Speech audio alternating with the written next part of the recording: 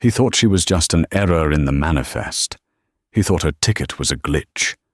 Captain Derek Holloway looked at the black woman sitting in seat 1A of his brand-new Dreamliner and decided she didn't look the part. He ordered her to move to the back, sneering that first class is for the people who pay for the plane, not the ones who clean it. He had no idea that the woman he was humiliating was Eleanor Stratford, the billionaire CEO who had just bought the entire airline that morning. And by the time this flight lands, he won't just lose his wings, he's going to lose everything. This is the story of the flight that changed everything. The air inside the cabin of the Boeing 787 Dreamliner, the jewel of the Ascension Airways fleet, smelled of fresh leather and conditioned oxygen. It was a scent that Eleanor Stratford usually associated with boardrooms and private hangars, but today she was experiencing it from a different perspective. Eleanor adjusted the cuffs of her beige cashmere sweater and settled deeper into seat 1A. She didn't look like a woman who had just signed a wire transfer for $4.2 billion to acquire the struggling airline. She wore no jewelry, her makeup was minimal, and her hair was pulled back in a practical, unassuming bun. She looked like a tired traveler, perhaps a grandmother visiting family, or a retired teacher on a budget holiday. That was exactly the point. This was a ghost ride. The board of directors back in Chicago knew she was coming, but the crew on the ground at JFK did not. Specifically, the flight crew of Flight 808 to London Heathrow had no idea that the quiet woman in the front row held their careers in the palm of her hand. "Champagne, ma'am." Eleanor looked up.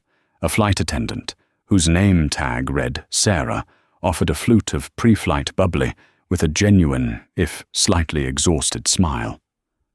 "Just water, please, Sarah," Eleanor said softly. "Sparkling or still?" "Still, and thank you." "Of course. Let me know if you need an extra blanket. It can get chilly before takeoff." Eleanor made a mental note. Service is good.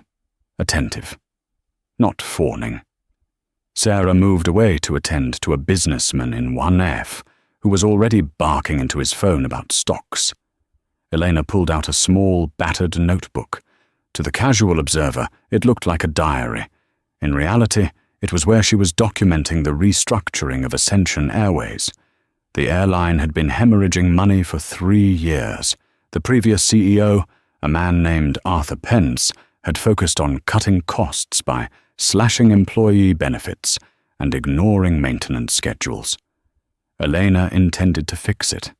She believed in people over profits, a philosophy that had turned her family's logistics company, Stratford Global, into an empire. She was just writing down a note about the carpet fraying near the galley when a shadow fell over her. She didn't look up immediately. She finished her sentence, dotted the period, and then raised her eyes. Standing above her was a man who looked like he had been cast in a movie as the pilot. He was tall, with silver fox hair, a jawline that could cut glass, and a uniform so pressed it looked sharp enough to draw blood. 4 gold stripes gleamed on his epaulets. This was Captain Derek Holloway. Eleanor knew his file. She had read it 2 nights ago. Senior captain, 20 years with the airline, excellent flight record, 0 accidents. But his HR file was colorful. Several complaints from junior staff about condescension and aggressive management styles, all of which had been swept under the rug by the previous administration because Holloway was a star pilot who often flew VIP charters. "Can I help you?" Eleanor asked, her voice calm. Captain Holloway didn't answer immediately. He was holding a tablet, tapping it with a stylus, his brow furrowed. He looked from the screen to Eleanor and then back to the screen. "May I see your boarding pass?"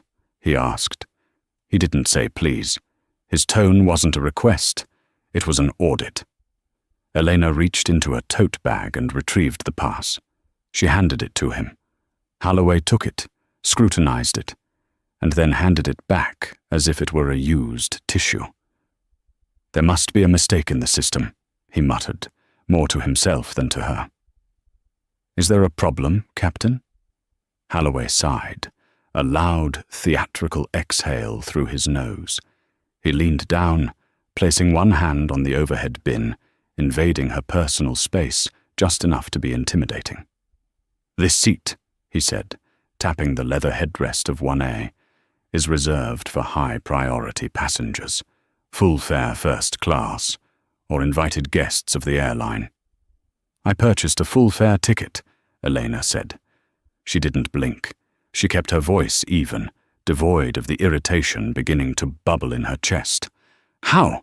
Holloway asked, a smirk playing on his lips. "Did you use miles? Employee comp? Because I know for a fact the algorithm usually blocks this seat for last-minute VIPs. "I used a credit card," Elena said simply. "American Express." Holloway chuckled darkly. He stood up straight and looked down his nose at her. "Look, Mum, I don't know how you got the system to assign you 1A, but I have a situation. We have a real VIP boarding in 5 minutes. A personal friend of the airline's former owner, actually. I need this seat." Elena felt the cold steel of resolve settle in her stomach. This was it. The test. "I have a valid ticket, Captain. I am already seated. I've unpacked my book. I am not moving." Holloway's eyes narrowed. The charm of the Silver Fox pilot vanished, replaced by the arrogance of a man who had never been told no in his own domain. "It wasn't a request," Holloway said, his voice dropping to a low growl. "I'm the captain. Under FAA regulations, I have the final authority over the safety and order of this aircraft. If I say you move, you move." "Is my sitting here a threat to the safety of the aircraft?" Elena asked. "It's a threat to the order," Holloway snapped. "I have a specific manifest I need to adhere to. Now, I can have Sarah find you a seat in Economy Plus. It's plenty comfortable. You'll get extra legroom." "I paid $5,000 for this seat," Elena stated, "and I'll have them issue you a voucher for the difference." Holloway waved his hand dismissively. "Now gather your things. Mr. Sterling is coming down the jet bridge, and I want this seat cleared before he steps on board." Sterling. The name rang a bell. Julian Sterling. No relation to her, thankfully, but a notorious venture capitalist, known for throwing tantrums and being Holloway's drinking buddy. Elena paused. She could end this right now. She could pull out her phone, dial the chief of operations, and have Holloway escorted off the plane before the engines even started. She could reveal who she was. But if she did that, she wouldn't see the full extent of the rot. She wouldn't see how the rest of the crew reacted. She wouldn't know who enabled men like Holloway. She needed to see the drama play out. She needed to let the karma ripen. "Very well," Elena said slowly, closing her notebook. "I will move." Holloway smiled, a triumphant, oily expression. "Smart choice. Sarah," he barked, not even turning his head, "escort this passenger to whatever is open in row 30 or back." Sarah hurried over, looking mortified. "Captain, the flight is nearly full. The only open seats are in the last row, near the lavatories." "Perfect," Holloway said. He looked at Elena. "Enjoy the flight." He turned on his heel and marched back toward the cockpit, adjusting his tie, feeling like the king of the world. Elena stood up. She packed her notebook. She saw the pity in Sarah's eyes. "I am so sorry, Mom," Sarah whispered as she took Elena's bag. "I don't know why he's doing this. I can try to file a report for you when we land." Elena looked at the young flight attendant and smiled warmly. "Don't worry about it, Sarah. You're doing a great job. Just lead the way." As Elena walked down the long aisle, passing the business-class pods and the rows of economy comfort, she felt the eyes of other passengers on her. Some looked curious, some indifferent, but she held her head high. She wasn't walking to the back of the plane. In her mind, she was walking toward the moment she would drop the guillotine. She sat in seat 42C, the aisle seat in the very last row. The seat didn't recline because it was against the back wall. The smell of the chemical toilet was faint but present. 5 minutes later, she saw him. Julian Sterling boarded. He was a loud man in a linen suit, laughing as he high-fived Captain Halloway at the cockpit door. He threw his bag into the overhead bin of 1A, her seat, and flopped down, shouting for a scotch. Elena took her phone out. She sent a single text message to her personal attorney, David Thorne. Initiate Protocol 0. I want the acquisition paperwork finalized within the hour, and have the ground team meet Flight 808 at Heathrow. I have some personnel changes to make. She put her phone on airplane mode. The engines whined to life. The drama was just beginning. The flight to London was 7 hours of calculated endurance for Elena. Seat 42C was everything she expected it to be, cramped, stiff, and noisy. Every time the lavatory door opened, a waft of blue disinfectant fluid washed over her. The constant flush was like a metronome, counting down the minutes to Halloway's professional demise. However, Elena did not complain. She did not ring the call bell. She observed. From the back of the plane, she had a vantage point of the entire operation. She watched the flight attendants. Sarah was working twice as hard as her colleague, a man named Brad, who spent most of the flight gossiping in the rear galley about his weekend plans. "Did you see the guy in 1A?" Brad whispered loudly, leaning against the drink cart. "Total jerk. He snapped his fingers at me for a refill." "Keep your voice down," Sarah hissed, glancing at Eleanor. Sarah grabbed a bottle of water and a packet of premium almonds, likely pilfered from first-class supply, and brought them to Eleanor. "I know we aren't serving the meal for another hour, but I thought you might be hungry," Sarah said quietly. "These are from the front. I'm really sorry about what happened." Elena took the almonds. "Thank you, Sarah. Tell me, does Captain Halloway often move passengers like that?" Sarah hesitated. She looked toward the cockpit, as if Halloway could hear them through the layers of fuselage. I really shouldn't say. I need this job. My mum is sick, and the health insurance is the only thing keeping us afloat." Elena's heart softened. This was exactly why she bought the airline, to protect people like Sarah from people like Halloway. "Hypothetically," Elena pressed gently, "if you were writing a story, would this be a common chapter?" Sarah sighed, shoulders slumping. "He calls it the Halloway upgrade. If he has friends flying, or if he just doesn't like the look of someone in first, usually women or people he thinks don't fit the brand, he bumps them. He says it's his ship, his rules. Management never does anything because he's essential personnel." "I see," Elena said, her voice dropping an octave. "Essential personnel." "Please don't tell him I said that," Sarah pleaded, eyes wide. "He can ground me. He can write me up for insubordination." "I promise you, Sarah," Elena said, placing a hand on the young woman's arm. "You have nothing to fear from him anymore." Sarah looked confused but nodded and went back to work. 2 hours into the flight, turbulence hit. It wasn't the usual chop. It was a sudden, violent drop that made stomachs lurch. The seatbelt sign pinged on. Elena, being an aviation expert, knew the feel of a plane. She felt the yaw, the slight shudder in the airframe. It was routine, but Halloway's voice came over the intercom. "Ladies and gentlemen, this is the captain. We've got some rough air. Flight attendants, take your seats immediately." His voice sounded bored, disinterested. 20 minutes later, the air smoothed out, but the seatbelt sign stayed on. For an hour. Passengers began to get restless. The line for the bathroom grew, people hovering awkwardly in the aisle because they were desperate.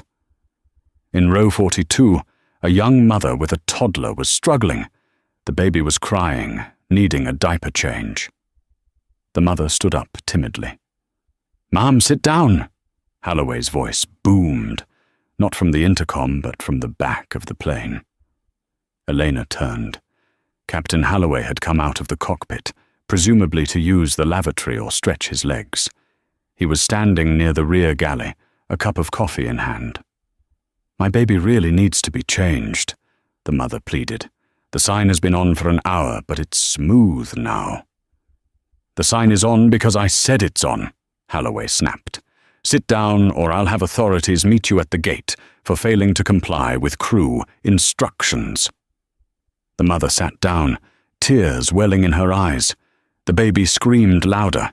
Elena had seen enough. She unbuckled her seatbelt. "Mom, stay seated," Holloway barked, spotting Elena rising in the back row. He squinted. "Oh, it's you.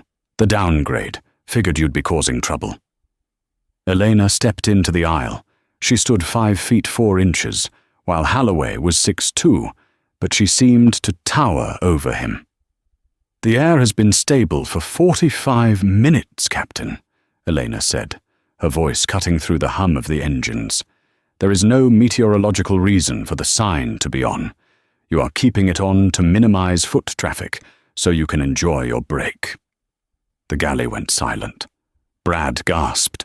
The passengers in the back rows turned around, eyes wide. Holloway's face turned a shade of crimson. He took a step toward her. "Excuse me? Do you have a pilot's license? Do you know how to read weather radar?" "Actually," Elena said, "I do."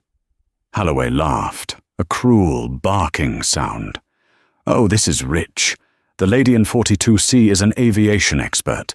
Let me guess, you played a flight simulator once. I know that keeping passengers confined without cause is a violation of the Passenger Bill of Rights," Elena continued calmly, "and threatening a mother with arrest for attending to an infant's hygiene is a violation of basic human decency." "Listen to me," Holloway hissed, pointing a finger in her face. "You are 1 word away from being restrained. I don't care who you think you are. You are a nobody in a cheap seat. When we land in London, I'm going to have you banned from this airline. Permanently. Now sit down and shut up." Elena looked at his finger, then at his eyes. She smiled. It was a terrifying smile. "You're right, Captain. When we land in London, things are going to change. Permanently." She sat down.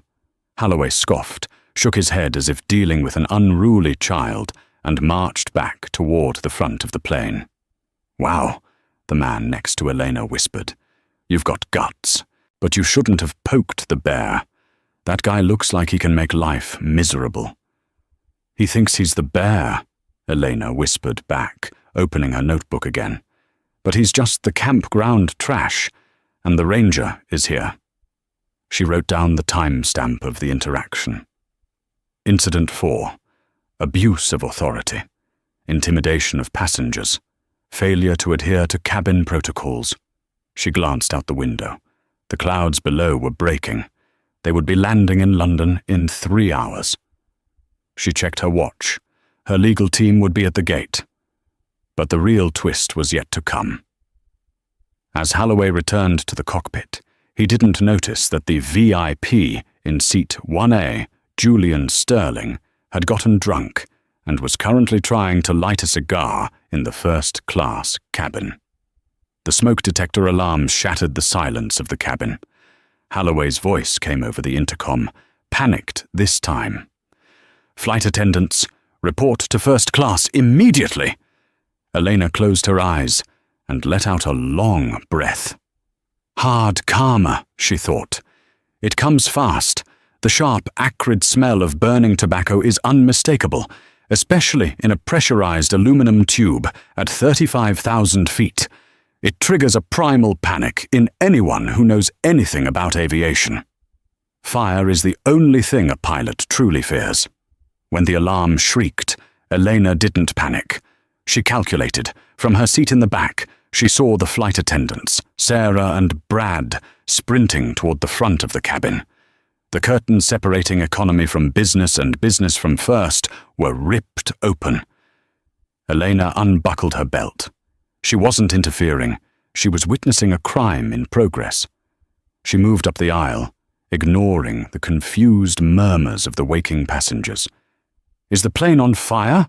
a woman asked, clutching her rosary. "Stay calm," Elena said, her voice projecting authority. "The crew is handling it." She reached the galley separating business and first just in time to see the tableau of chaos. Julian Sterling, the man who had taken her seat, was standing in the aisle of the first-class cabin. He was swaying, his face flushed with expensive scotch and entitlement.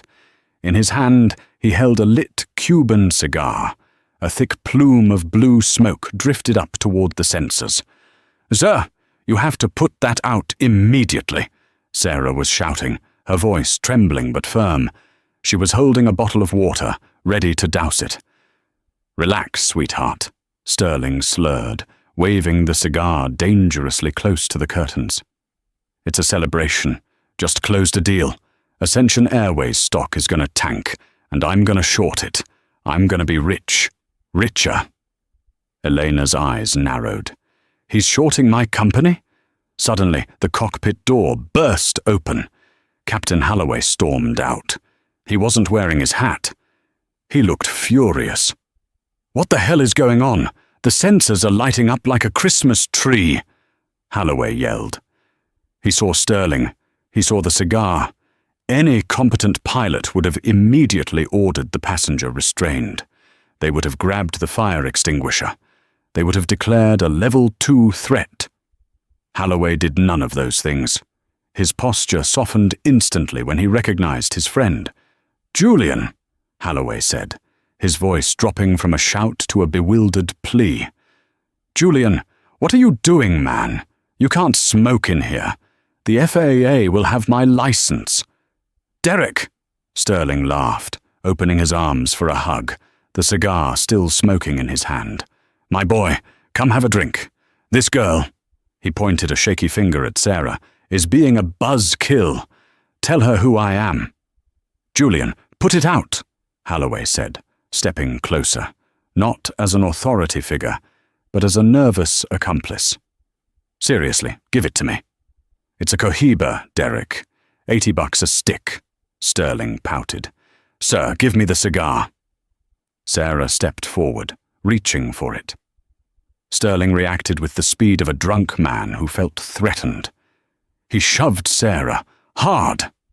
Sarah stumbled back, her hip slamming into the metal cart. She gasped in pain. That was the line. Elena stepped through the curtain. "He just assaulted a federal crew member," Elena announced, her voice icy. "Captain, restrain him. Zip ties. Now." Holloway whipped around, his eyes bulging. "You! What are you doing up here? Get back to your seat." "Your passenger is drunk, smoking on an aircraft, and just physically assaulted a flight attendant," Elena stated, pulling out her phone and snapping a photo of Sterling holding the cigar, and then another of Sarah clutching her hip. "If you do not restrain him, you are complicit in endangering this flight." "I am the captain!" Holloway roared, stepping between Eleanor and Sterling, shielding his drunk friend. "I determine the threat level. Mr. Sterling is just confused. He's under stress." "He hit me, Captain," Sarah said, tears of pain in her eyes. "He pushed me." "You probably crowded him," Holloway snapped at her.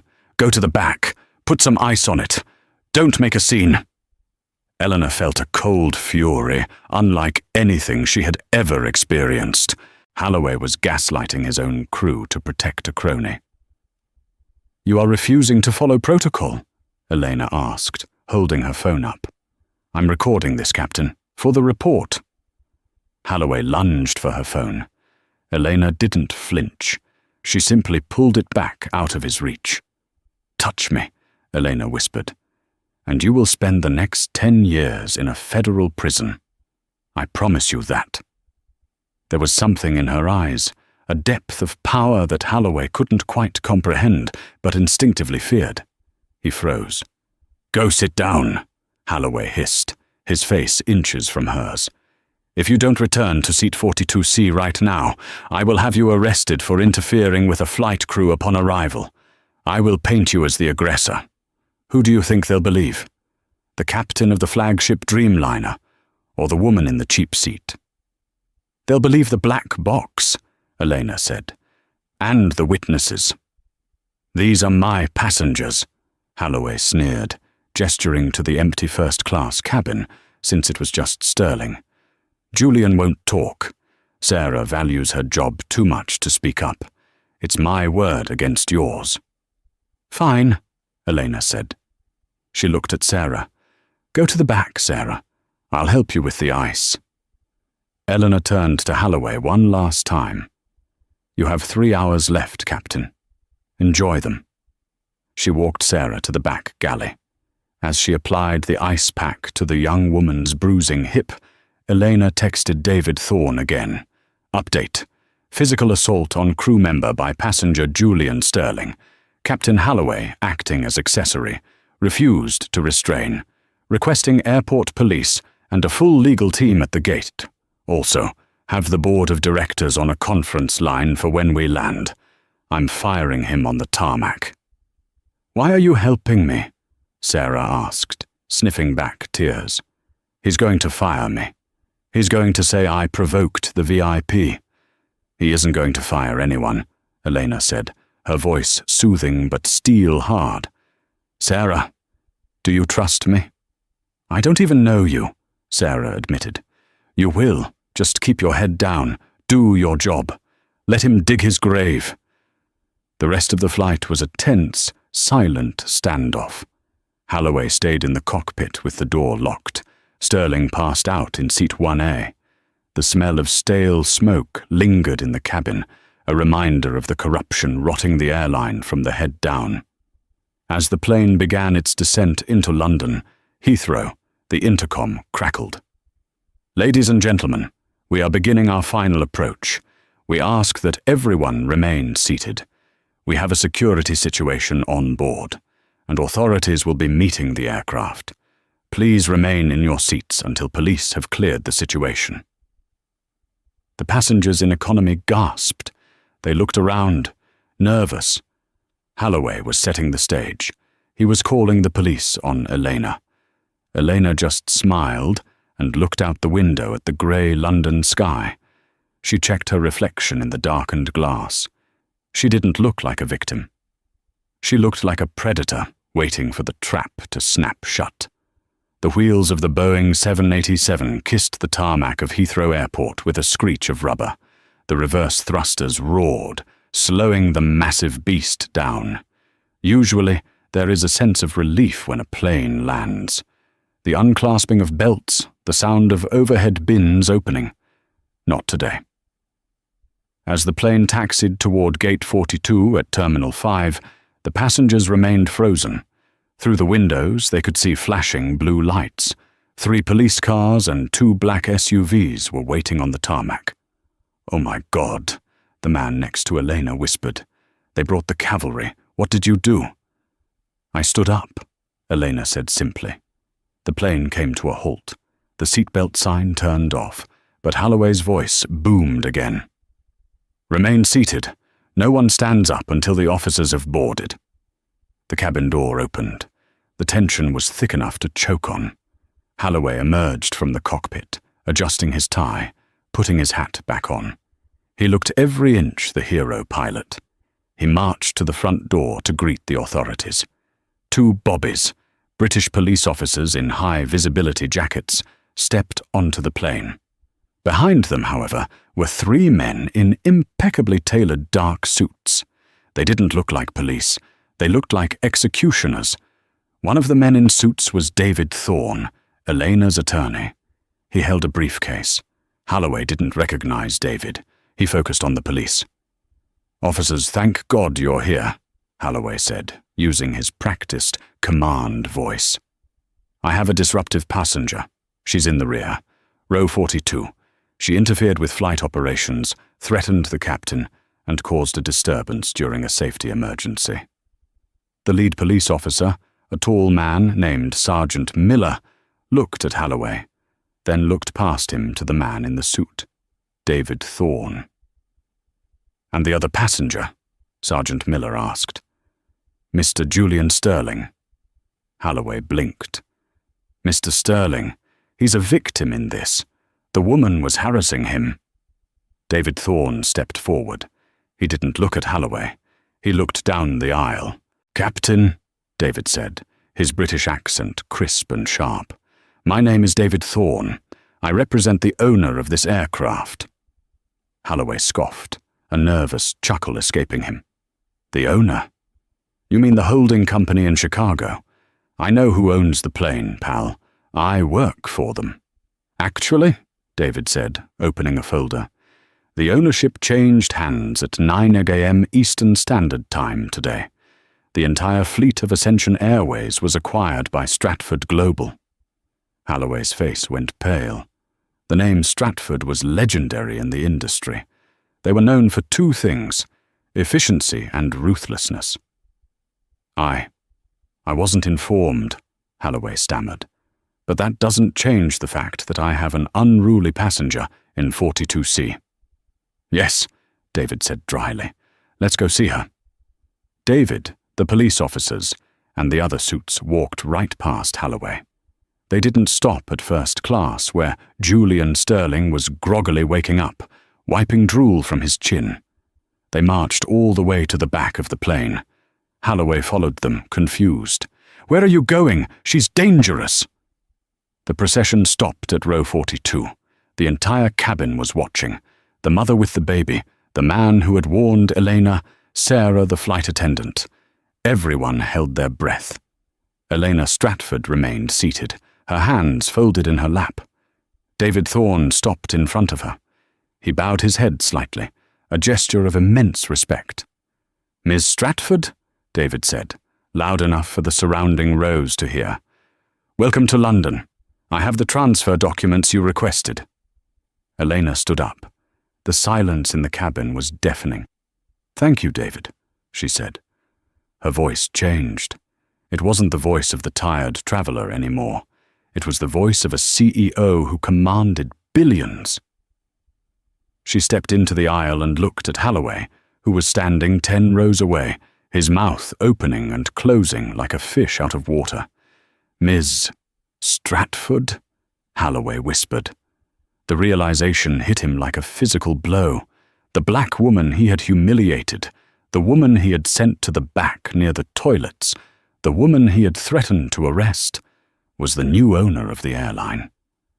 Eleanor walked up the aisle. The passengers parted for her like the Red Sea. She stopped in front of Holloway. "Captain Holloway," Eleanor said, "you wanted to file a report?" I didn't know," Holloway stammered.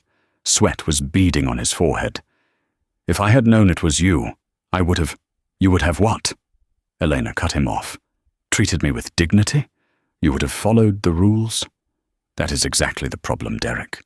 You only treat people with respect when you think they have power. You judged me by my appearance. You assumed I was nobody. And because of that, you showed me exactly who you are." She turned to the police officers. "Sergeant Miller," Elena said, "I would like to press charges against the passenger in seat 1A, Julian Sterling, for assault on a flight attendant and endangering the safety of an aircraft by smoking during flight. I have photographic evidence and witnesses." "Understood, Ms. Stratford," Sergeant Miller said. He signaled his men, "Go get him." The police moved to the front. Julian Sterling, still half drunk, began shouting, "Do you know who I am?" as they hauled him out of the plush leather seat and clicked handcuffs onto his wrists. "And as for you," Elena said, turning back to Holloway.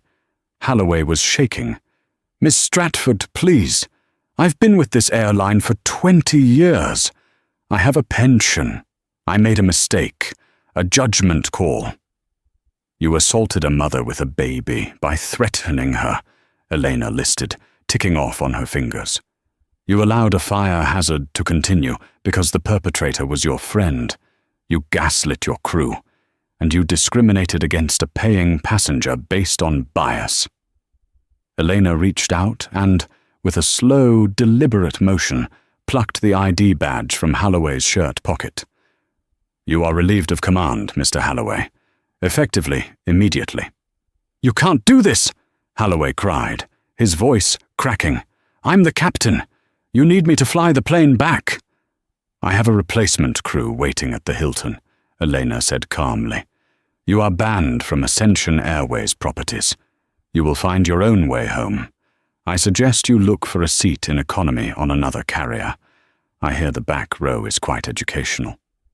David, she said to her lawyer, ensure his termination paperwork cites gross misconduct. I want his severance package voided. He gets nothing. Understood, David said, making a note. Holloway looked around for support. He looked at the passengers, but there was no sympathy. The mother with the baby was smiling. The man in row 42 was clapping slowly. Sarah, the flight attendant, stood by the galley, her hand over her mouth. Eleanor walked over to Sarah. Sarah, Eleanor said gently, I'm promoting you. Effective immediately, you are the head of in-flight services for the European division. I need someone who knows what it's really like in the cabin to help me retrain the staff. Someone who has integrity. Sarah burst into tears. Thank you. Thank you so much. Elena turned to the rest of the passengers. Ladies and gentlemen, I apologize for the delay and the behavior of my former employee. To make up for it, every passenger on this flight will receive a full refund of their ticket and a voucher for a future round-trip flight. Thank you for flying Ascension. The cabin erupted in cheers. People clapped, whistled, and cheered. Holloway stood alone in the aisle, stripped of his badge, stripped of his dignity, watching the woman he had dismissed as cargo dismantle his entire life in under 5 minutes. But the story wasn't over. Holloway was a prideful man, and prideful men do stupid things when they are cornered. As Eleanor turned to leave the plane, Holloway lunged. "You witch!" he screamed, grabbing for her arm. "You ruined me!" It was a desperate, foolish move. Before he could touch her, one of the security agents, an ex-SAS operative named Cole, intercepted him. Cole slammed Holloway against the bulkhead with a bone-jarring thud. "Assaulting the CEO," David Thorne noted dryly. "Add that to the police report, Sergeant." Sergeant Miller walked over, pulling out a second pair of handcuffs.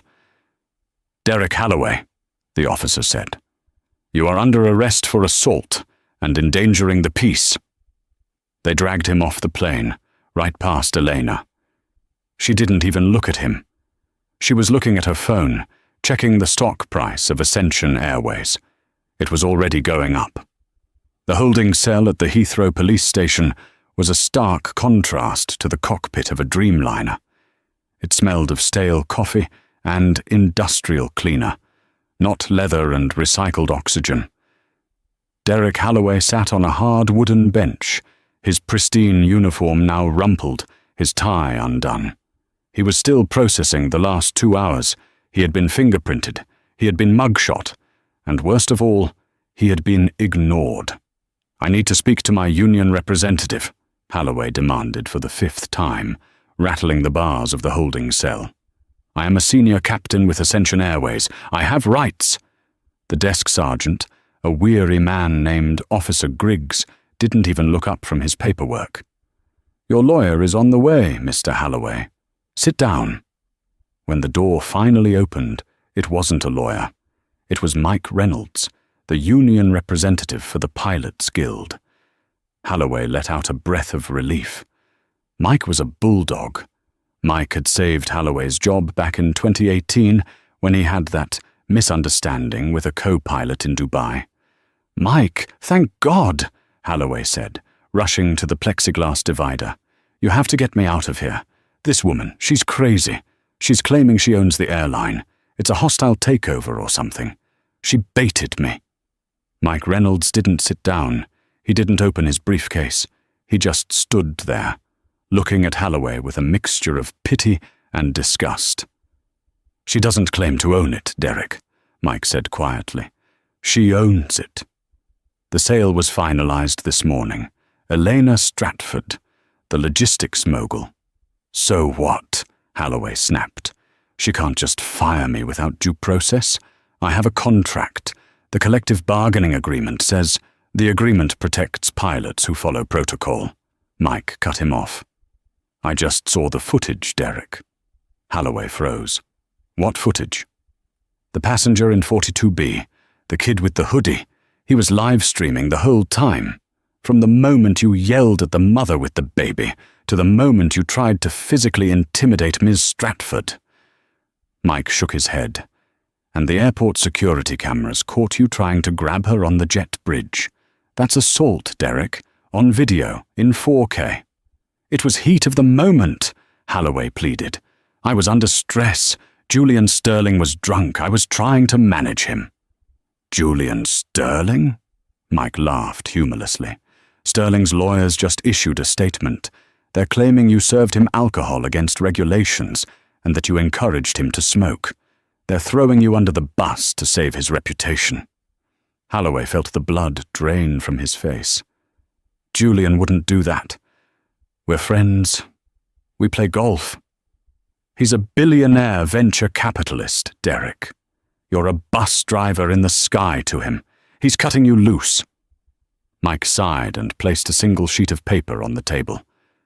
"The union is declining to represent you in this matter.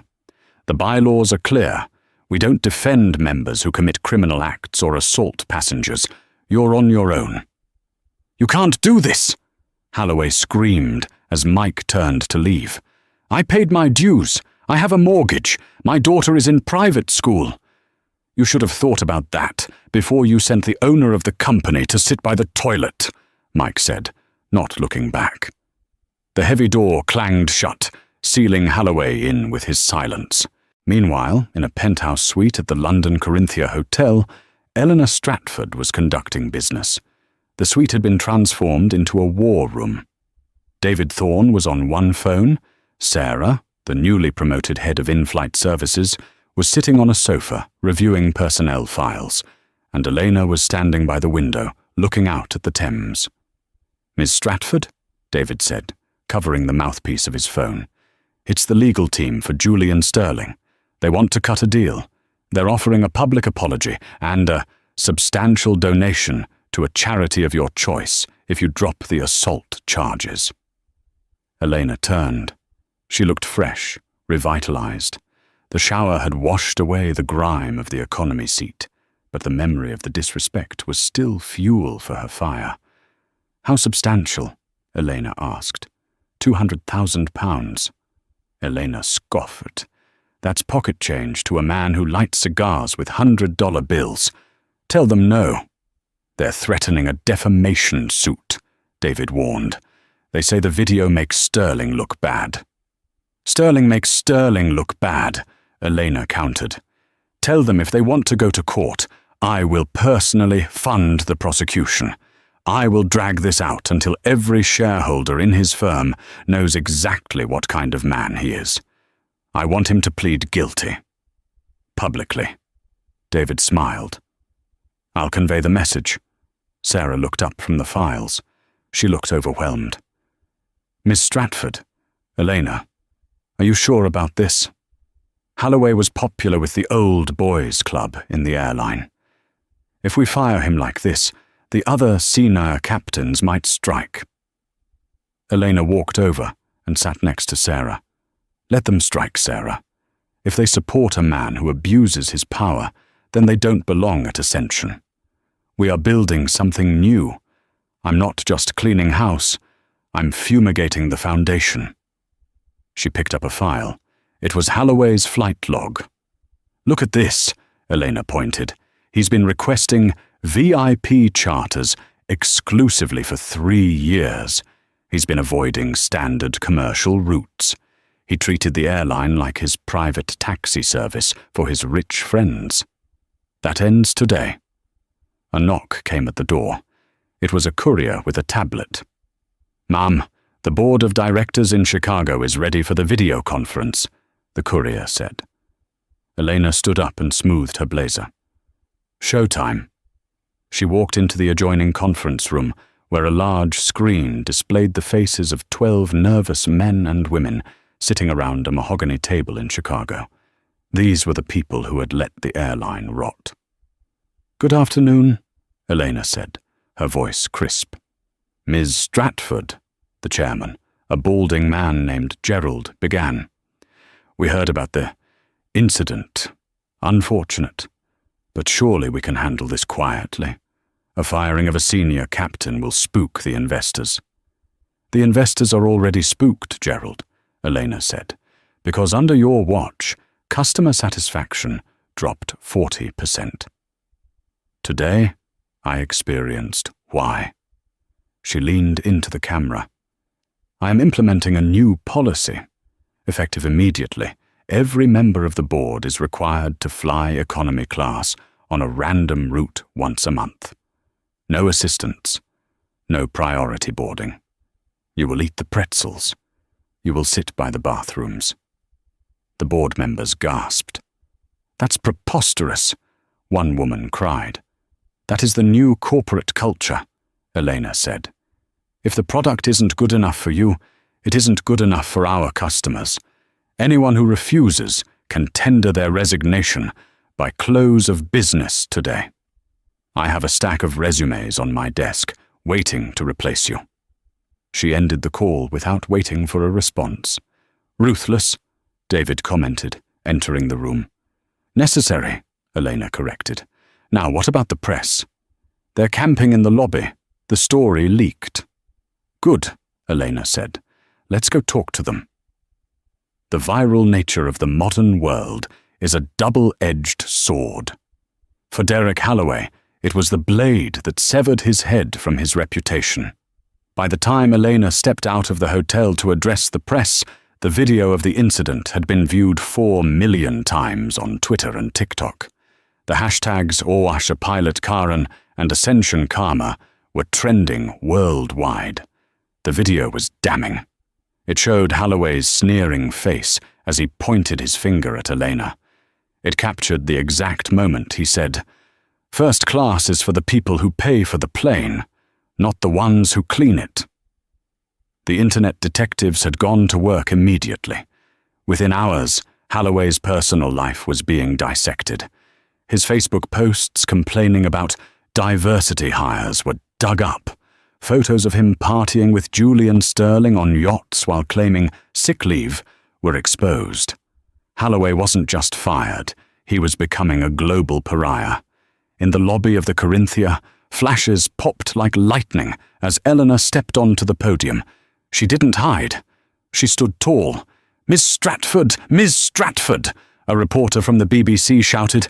"Is it true you bought the airline just to fire Captain Holloway?" Eleanor smiled. "I bought the airline to save it. Captain Holloway simply volunteered to be the first example of what we are leaving behind." "What do you have to say to critics who claim this was a setup?" another reporter asked. "I booked a ticket," Elena said calmly. "I dressed comfortably. I followed the rules. If my mere presence as a black woman in a seat I paid for is considered a setup, then that speaks to the bias of the observer, not the intent of the traveler." She paused, looking directly into the cameras.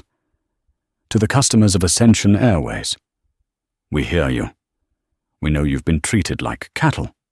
We know you've been disrespected. Today marks a new era.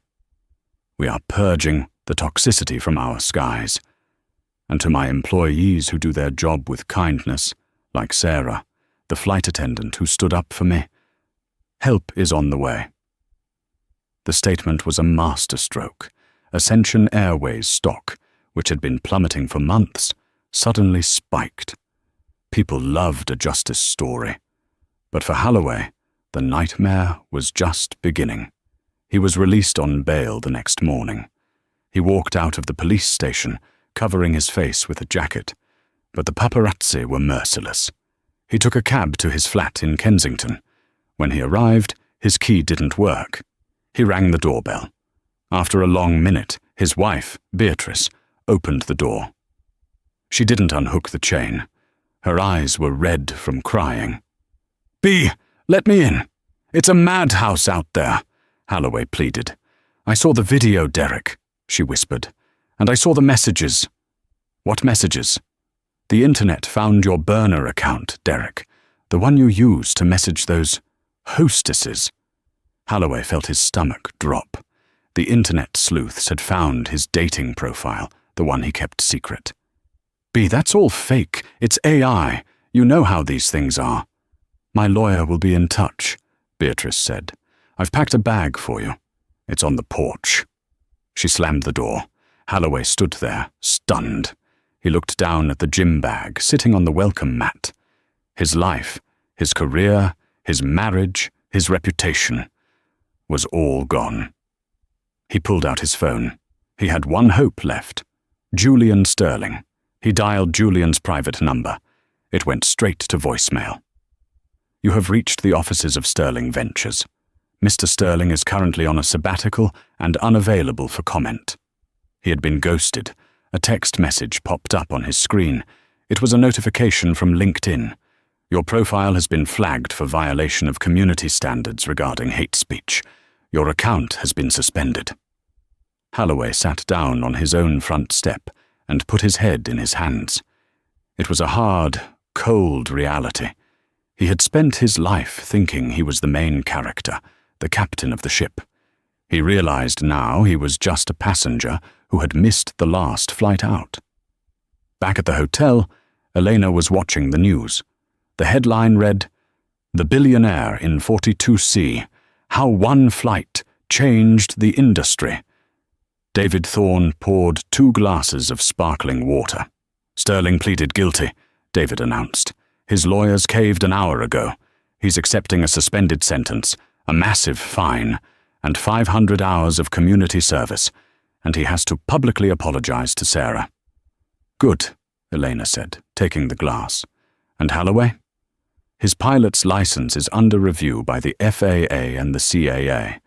With the assault charge, he'll likely never fly commercially again. He's grounded. Permanently." Elena took a sip of water. She didn't feel glee.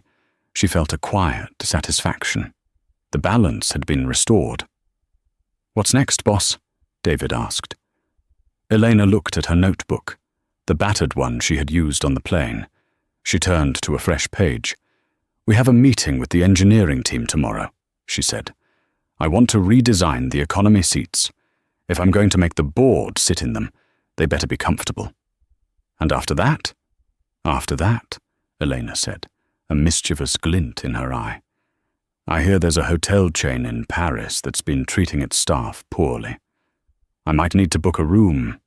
Incognito, of course." David laughed. "I'll book the ticket. Economy.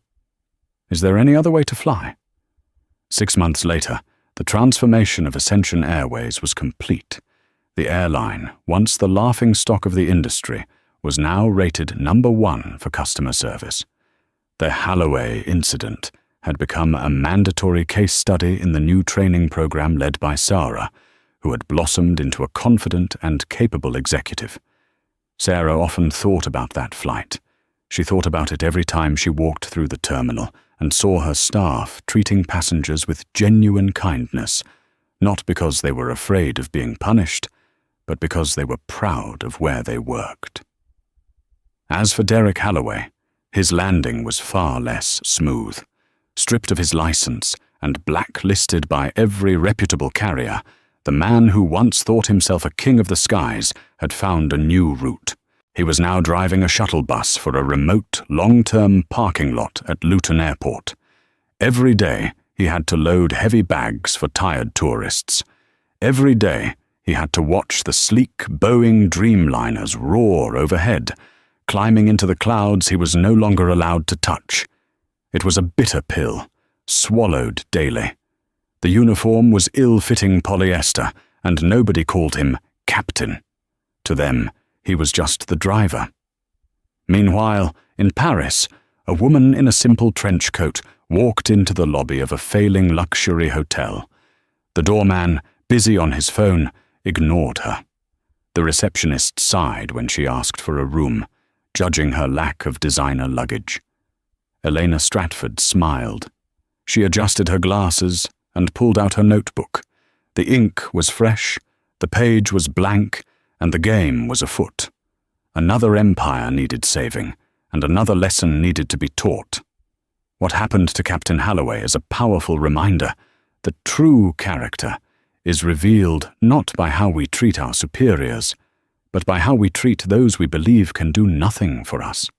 He judged Elena by her appearance and her seat number, never realizing that the person he was disrespecting held the keys to his entire future. In a world obsessed with status, it is easy to forget that dignity is a universal right, not a VIP perk. Holloway learned too late that when you look down on people, you are often standing on a trap door of your own making. If you enjoyed this story of twists, turns, and hard-earned karma, please give this video a like and share it with your friends. It really helps the channel grow. And don't forget to subscribe and hit that notification bell so you never miss a new story. We have plenty more tales of justice coming your way. What would you have done if you were in Elena's shoes? Let us know in the comments below. Thanks for watching.